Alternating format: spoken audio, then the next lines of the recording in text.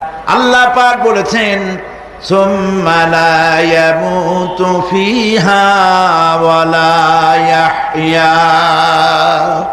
জাহান্নামের কঠিন শাস্তি, মানুষ সেখানে বাঁচবেও না, মরবেও না, এমন এক দুরবস্থার মুখোমুখি হতে হবে পৃথিবীর মানব মণ্ডলীকে, কাফেরদেরকে, যারা জাহান্নামে যাবে। জাহান্নামীরা মৃত্যু কামনা করবে, বলবে আহারে যদি মরে যাইতাম।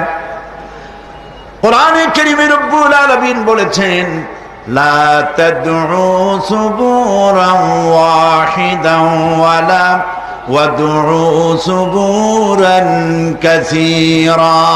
আল্লাহ পাক বলেছেন সুম্মা লা ইয়ামুতু ফিহা ওয়া লা ইয়াহইয়া।